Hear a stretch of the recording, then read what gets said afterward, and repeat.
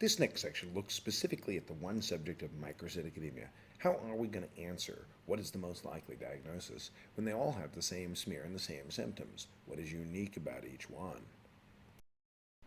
The smear in microcytic anemia, these red cells are very hollow, very circular and ring-like. They shouldn't be that pale. The rim of hemoglobin should not be so thin. That's too pale in the center here. That is why all the smears of all the microcytics look the same. They look very hollow in the middle. Microcytosis, by definition, means simply an MCV that's less than 80. By far, the most common cause of iron deficiency is blood loss. Malabsorption is rare. Things like celiac disease can give a malabsorption, presents with a malabsorption of iron because of damage to duodenum. But it's far more common, of course, to have blood loss. People who menstruate a lot, people who simply have GI bleeding at various points. And that's because although you need only 2, 3, 4 milligrams a day of iron, you can't increase absorption that much. So if you lose as little as 1 teaspoon a day of blood, it leads to iron deficiency over time because although you may not need much iron, you may only need, well, a non-menstruating man only means 1 to 2 milligrams a day. If you're menstruating, it goes up a little bit, 2 or 3, and pregnant women can go up as much as 5 or 6. But you see, that's not a big range. It's kind of a tiny range. However, your ability to absorb things, the duodenum absorbs maximum 4 milligrams a day. We don't have a lot of variety there. So if you lose 1 or 2 teaspoons a day of blood in your stool, number one, you wouldn't notice it. It would come out as brown blood. You don't get melanoma. How much blood do you have to lose a day to get melanoma? Well, black stool doesn't start till you lose 100 ml. So you wouldn't even notice 5 or 10. You wouldn't notice 15 or 20. So therefore, all blood loss will eventually give you iron deficiency anemia. In the anemia of chronic disease, the MCV initially is normal, then it'll decrease. The anemia of chronic disease is just unknown. We don't know exactly what shuts down the marrow in chronic diseases like infections and cancer. We just don't know why it stops working. The clear mechanism is only in renal failure because of deficiency of erythropoietin. That's very straightforward. And hemoglobin synthesis just doesn't go forward. It doesn't occur because the iron doesn't move forward. The iron gets locked up in storage. Heme is not made because iron is locked in storage. It's trapped in the macrophages. It's trapped as ferritin. That's why the ferritin level stays normal or even goes up. That's why the iron binding capacity is down. The empty spots is down. It's locked in storage, but you can't make cells from it. Sideroblastic anemia is very unusual. It can be a macrocytic anemia when it's associated with myelodysplasia. It's most commonly from alcohol, not lead. Lead can do it. Less common is lead. Lead is the most common wrong answer. It just sticks out in people's mind. Lead is not the most common cause of sideroblastic anemia. There's not much lead out there in society. You can't go down the street and get a lead and tonic. You can't go get a case of lead at the supermarket. Isoniazid can do it, and there are some people who have a congenital B6 deficiency, aminolevulonic acid synthetase, ALA synthetase deficiency, and that small number of people, small variant, will respond to pyridoxine, which is vitamin B6. The majority of sideroblastic is alcohol. You have to stop the alcohol, and you will get an improvement. Thalassemia means a decreased ability to make particular hemoglobin chains. Alpha thalassemia means I don't make alpha chains. Beta thalassemia, I don't make beta chains. It's extremely common, and that is because most of them are simply traits.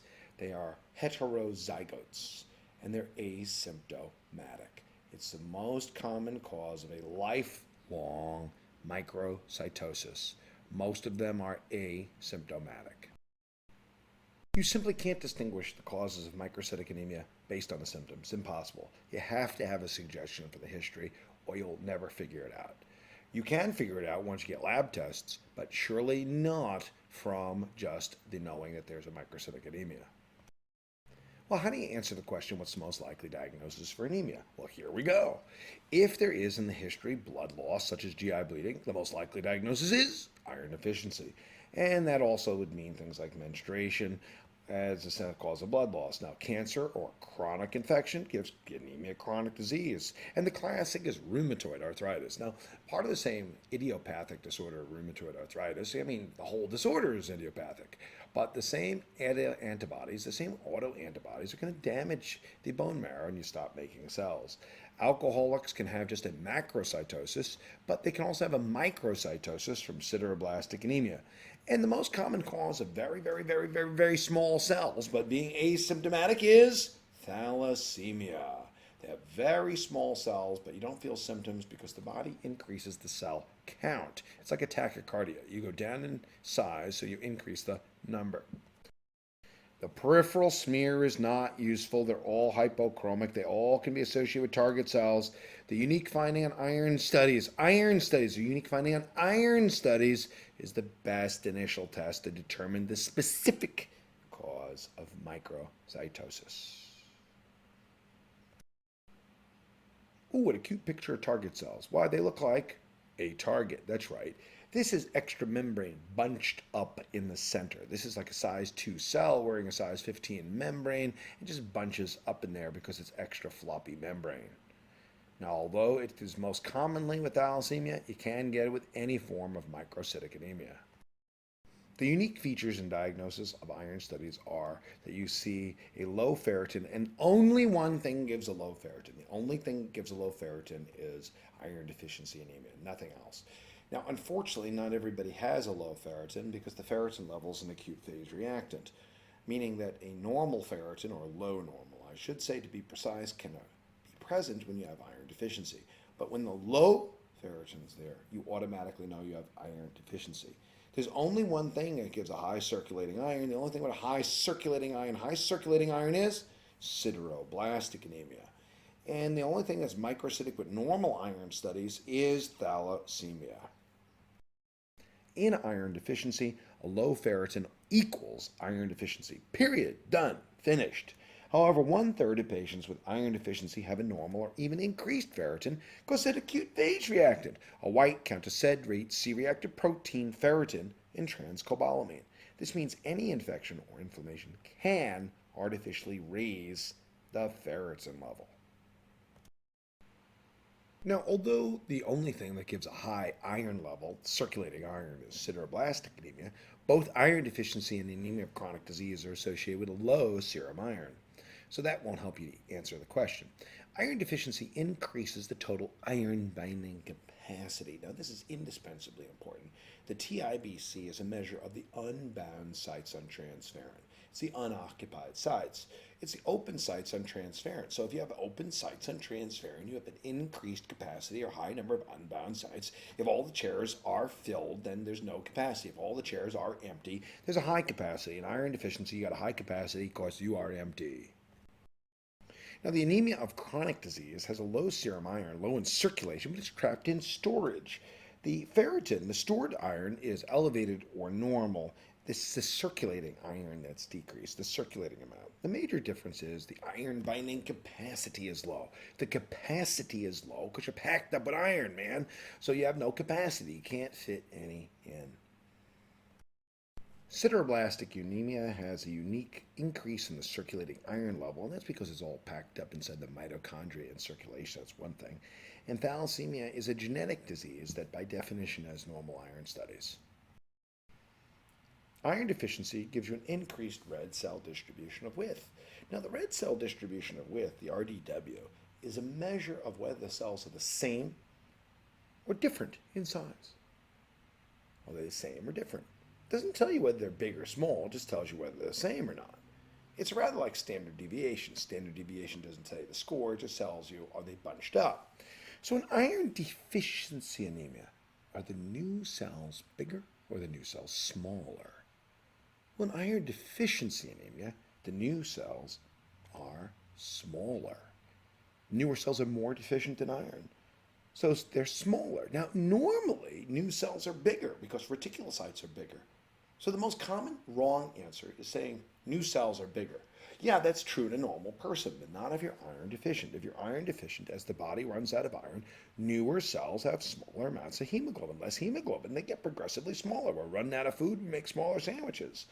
There's an elevated platelet count. It's very common, and that's a tested question, ladies and gentlemen. That is a tested question. Hi, this guy has a microcytic anemia. Why is his platelet count up? You are expected to know not to go chasing a cause of a high platelet count. You don't have to go do something. You don't have to go do JAK2 testing looking for essential thrombocythemia. You have to simply know, hey, I understand that iron deficiency anemia gives you an elevated platelet count. I understand it. I don't have to do anything about it. It's fine. It's just part of the disease. We think it's because erythropoietin has some stimulatory effect on megakaryocytes.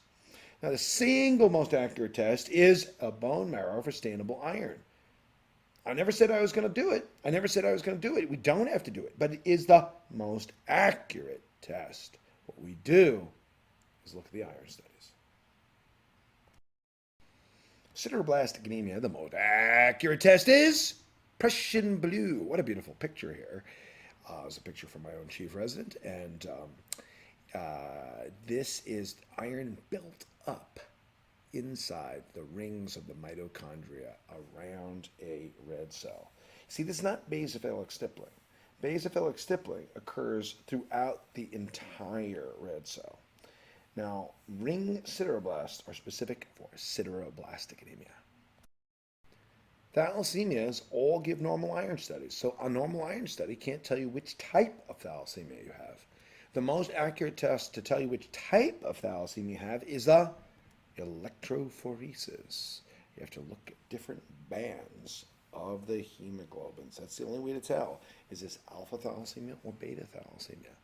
Tells you that you have abnormal bands of hemoglobin on the electrophoresis. Electrophoresis is the answer for basically any hemoglobinopathy. For you on step 2, it's the answer for thalassemia and for sickle cell. Thalassemia and sickle cell electrophoresis. The most accurate test for alpha thalassemia is genetic studies. That's because there's nothing on electrophoresis that can tell you, hey, this is alpha thalassemia for sure. 1 gene deleted is normal. 4 gene deleted, they're dead, so you don't see them. So it really comes down to 2 and 3 gene deleted is what you see. Because it takes 4 genes to make the alpha chain. 4 genes to make the alpha chain. If you're missing 1, it's normal. Missing 4, they're dead. Now 2 and 3 is all that's alive. If you're missing 3 out of the 4 genes and you're having such a tiny number of alpha chains, you form beta-4 tetrads or hemoglobin H. And remember that 3 gene deleted thalassemia, alpha thalassemia, is the only thing that's microcytic. The only microcytic gives you increased reticulocyte count. Only 3 gene deleted alpha thalassemia is a high reticulocyte count. All thalassemias will have a normal RDW because they may be small cells, but they're all small. Let's review the difference between these. With alpha thalassemia, with 1 of the 4 genes missing, you are normal, completely normal. Whereas beta thalassemia trait, you'll have an increased fetal, an increased A2, because you have decrease in the hemoglobin A, but an increase in the fetal in the A2. 2 genes deleted, you'll have a mild anemia, but a normal electrophoresis. You can't find it. You can't find it because there's alpha chains in all the hemoglobins. Now, this concept of 2 gene deleted doesn't apply to beta thalassemia because beta chain only has 2 genes, Now, when there's 3 gene deleted, you have moderate anemia and beta-4 tetrads, known as hemoglobin H. It's the only one with increased reticulocyte count. There is a beta thalassemia intermedia, and that's a good name because it tells you, well, it's got a normal hemoglobin F, and there's no transfusion dependence. 4 gene deleted, you're dead. That's gamma-4 tetrads or hemoglobin Barts, and they die in utero. This concept does not exist for beta thalassemia. Now, the reason we emphasize diagnostic testing so much in hematology is because what do you think they're going to ask you about on your test? They're going to ask you like, hey, what do you treat iron deficiency with? What do you treat folate deficiency with? No. Yeah, iron deficient replaced with iron, oral ferrous sulfate. And if it's not enough, it's insufficient. In other words, if oral therapy is insufficient, you get intramuscular iron. Now, because the majority of iron given orally is not absorbed, you should be telling people, hey, your stool will turn black. Well, how are you on the test supposed to distinguish between the black stool of bleeding and the black stool of ferrous sulfate replacement? Well, ferrous sulfate replacement makes you constipated, and bleeding gives you diarrhea. Ferrous sulfate makes you constipated. Bleeding gives you diarrhea. The other thing is ferrous sulfate won't make the stool guaiac positive. Stool guaiacs only become positive with heme iron. That basically means hemoglobin, myoglobin, hemoglobin, myoglobin. And you won't get the black stool of iron replacement to make the heme card positive. In the anemia of chronic disease, there's nothing to do except correct the underlying disease. Erythropoietin will only work with end-stage renal disease. Only end-stage renal failure responds to erythropoietin. In sideroblastic anemia, you have to correct the underlying cause, like alcohol. That's the biggie. Got to make them stop drinking. You can't get around their alcoholism. And a small, rare number will respond to pyridoxine, because a small, rare number are from pyridoxine deficiency or pyridoxine developmental defect. For thalassemia, there is no specific therapy for trait. Don't build up recessives. For beta thalassemia major or Cooley's anemia, well, we have to transfuse those kids every 1 to 2 weeks for their entire life. Actually, for chronic transfusion is the only way to fix it. You have to transfuse them for their entire life. And that's why iron overload is managed with D-ferrocerox. D-ferrocerox is one of the oral iron chelators. Deferoxamine given by subcutaneous injection. Deferoxamine is given by subcutaneous injection. But Cooley's anemia or beta thalassemia major will give you iron overload because you have a milligram of iron in every milliliter of packed cells.